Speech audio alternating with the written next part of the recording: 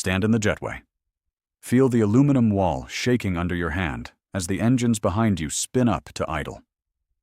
Through the window, you can see the wings flexing slightly, and the sheer mass of the machine you are about to trust your life to is suddenly, viscerally obvious.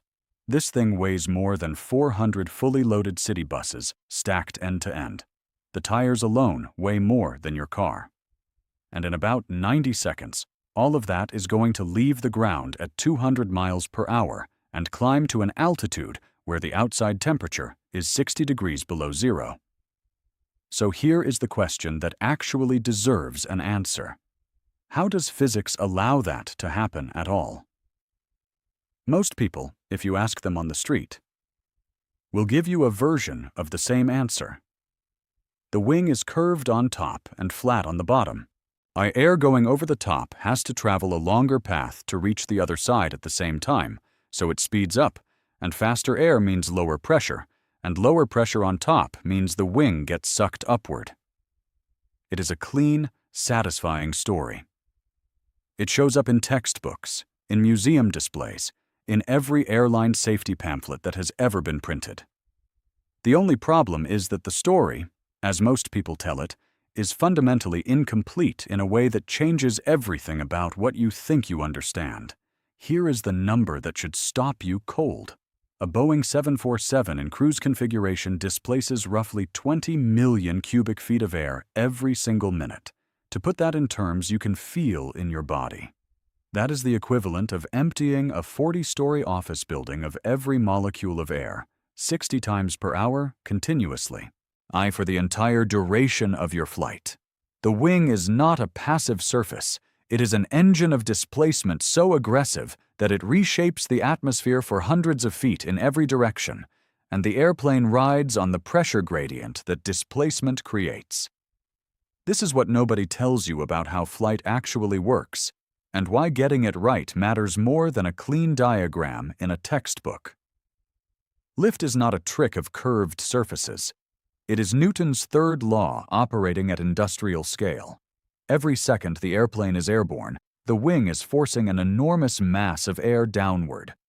Because air has mass, and because mass accelerated in one direction creates an equal and opposite reaction, the airplane is pushed upward with precisely the same force. The curve of the wing, the angle it makes with the oncoming air, or the speed at which it moves, the density of the air around it, all of these are variables in a single equation whose output is one thing. How violently can this surface redirect the air below it? When the numbers line up, a 500-ton machine climbs through clouds. The shape of the wing, the part everyone focuses on, is real but misunderstood. The asymmetry between the upper and lower surface does create a pressure difference, and that pressure difference does generate lift. But the equal time theory, the idea that air parcels separated at the leading edge must arrive at the trailing edge simultaneously, is not a law of physics. It is a folk story. In reality, air moving over the top of a wing arrives at the trailing edge significantly earlier than the air beneath it. The pressure difference exists, but it exists because the upper surface accelerates the airflow far beyond what the equal path argument would predict. The mechanism is real. The cartoon explanation of the mechanism is not. What the wing is actually doing is using its shape and angle to create a zone of lower pressure above and higher pressure below, and that pressure sandwich is the engine of flight. The angle matters more than almost anything else, and this is the part the diagrams never show you. A flat plank of wood at the right angle of attack will generate lift. Insects, which have wings shaped nothing like a Boeing airfoil, fly by changing the angle of attack dozens of times per second. A helicopter rotor is just a spinning wing whose angle is varied continuously to control where the lift goes, or the shape of the wing optimizes efficiency and smooth airflow at a specific range of speeds. But angle is the primitive variable, the one that was discovered first and exploited long before anyone understood the pressure equations that explain it. The history of how humans got here is not a smooth arc of genius. It is a chain of catastrophes. In the early 1900s, Otto Lilienthal, the German aviation pioneer who made more than 2,000 glider flights, and whose data Wilbur and Orville Wright used to refine their designs, died in 1896, when a gust of wind stalled his glider and he could not correct in time.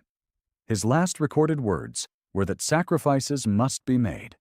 7 years later, the Wright brothers flew at Kitty Hawk not because they were the most brilliant engineers of their generation, which they arguably were, but because they were the first to understand that control of an aircraft in all three axes, pitch, roll, and yaw, was more important than raw lift.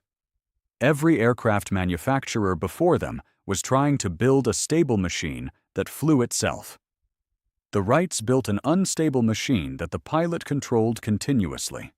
Every commercial airliner you have ever flown on descends from that decision made in a bicycle shop in Dayton, Ohio. The jump from a fabric glider to a 500-ton aluminum tube required one more catastrophe that most passengers have never heard of. In 1954, two de Havilland Comet airliners, the world's first commercial jet aircraft, disintegrated at cruise altitude over the Mediterranean. The investigation that followed was one of the most consequential in engineering history. The comets were pressurized, which meant the fuselage was cycled from ground pressure to high-altitude pressure and back every single flight. At the corners of the square windows, metal fatigue was accumulating with every cycle. After roughly 900 flights, the cracks that had been growing invisibly reached critical length, and the fuselage failed explosively at 40,000 feet. The bodies of passengers and pieces of aircraft rained into the ocean.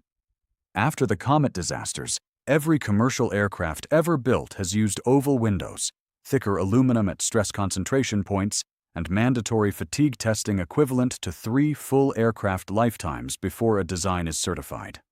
The oval window you looked out of on your last flight is a direct monument to the people who died on those 2 flights 70 years ago. Once you see the actual mechanics of flight, you start seeing the same principles everywhere, and the recognition is slightly uncomfortable because you should have noticed earlier. A sailboat tacking upwind is not being pushed by the wind. It is generating lift on the sail exactly as a wing does, and the keel generates counterlift in the water below. A spinning baseball that curves is using the Magnus effect, which is just lift generated by spin-induced pressure asymmetry around a cylinder. The dimples on a golf ball trip the airflow into turbulence on purpose, because turbulent boundary layers stay attached to the surface longer and reduce drag. Exactly the same logic as the vortex generators you see on the upper surface of commercial airliner wings. A racing car's rear wing is an inverted airfoil generating downward lift, as called downforce, to press the tires into the road. A ceiling fan does not cool the room by making cold air. It creates lift in the air and forces it downward to disrupt the layer of warm air sitting around your body. The spoiler that deploys on a commercial jet during landing is not a brake. It is a wing that has been deliberately stalled to destroy lift and force the wheels down. An Olympic swimmer wearing a competitive suit is reducing the turbulent drag around the body using the same boundary layer logic as that golf ball. Every one of these things is the same equation, dressed differently. The honest trade-off in all of this is that lift and drag are inseparable. Every surface that generates lift generates drag, and the history of aviation is a continuous war against drag that has never been fully won. What a commercial airliner in cruise is operating at what engineers call the lift-over-drag ratio optimum, the sweet spot where the lift being generated requires the minimum possible thrust to overcome the drag it creates. For a modern wide-body jet, that ratio is somewhere around 18:1, meaning for every 18 pounds of lift, you pay 1 pound of drag. That sounds efficient until you remember that you are generating 500 tons of lift, which means you are dragging roughly 28 tons of aerodynamic resistance through the air at 500 miles per hour, continuously, for 10 hours. The fuel bill for that drag is not a rounding error. It is the difference between a ticket that costs $300 and one that costs $3,000. And every winglet you see curling upward at the tip of a commercial aircraft wing exists, because some fraction of that drag comes from the high-pressure air under the wing rolling around the tip and creating a vortex. The winglet does not eliminate the vortex. It charges the vortex a toll for forming, and that toll is a few extra % of fuel efficiency across a fleet of thousands of aircraft flying millions of hours per year. In aviation, a few % is not a rounding error. It is the margin between profit and bankruptcy for an entire airline. And if you think the physics keeping a 500-ton airplane in the air is fascinating, wait until you find out why that same airplane is being guided to the ground by a system that deliberately flies it into the runway at the wrong angle and then corrects at the last possible moment.